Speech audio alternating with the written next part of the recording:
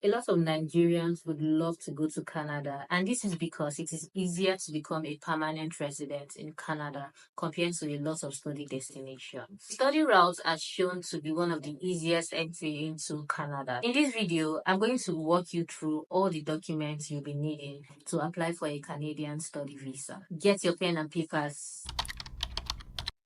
First things first, you need to download 4 documents from IRCC's website. These forms include the temporary resident form, study permit form, family information form, and the custodian declaration form. This custodian declaration form is only for underage students. Please note that these forms can only be opened and filled with Adobe Acrobat Reader.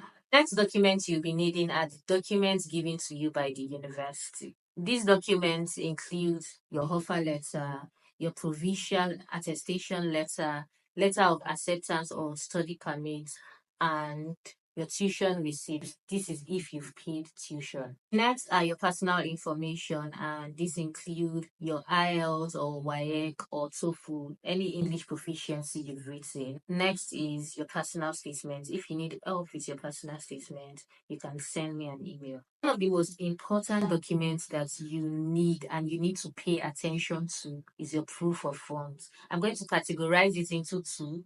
So it will be for people who are employed and people who are self-employed. So for students who are employed, you need your payslip from your workplace. You need your employment letter. If you've been promoted, you need your promotion letter. And you also need your bank statements, preferably from your salary account. This bank statement should have enough funds that will cover your tuition fee and living expense. Now, for people who are self-employed, you need your certificate of registration, you need your tax clearance if you're not paying tax before you apply for your visa or before you apply for your studies. Start paying your tax. If you're using your company's accounts and this company is owned by more than one person, you need to provide a board resolution letter.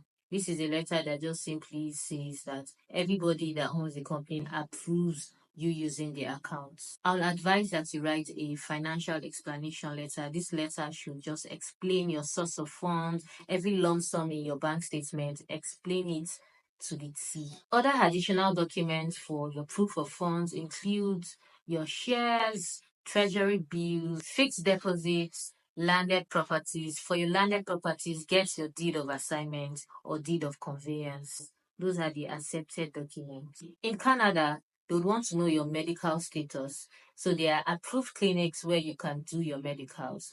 After doing your medicals, you need to submit your medical sheets. Other additional documents include your international passport, your birth certificate, and your passport picture. Another thing you should note for Canada study visa, if your international passport has 1 year left, the stamp will show 1 year. If it has 2 years, the stamp will show 2 years. So I'd always advise that you renew your international passport. So at least it should be 5 years or 10 years. So you don't need to go through all the asudasu when you get to Canada. Now we've come to the end of this video. If you found this helpful, you can like, share, subscribe, just do all the good stuff. And I'm always your favorite study counselor. Bye.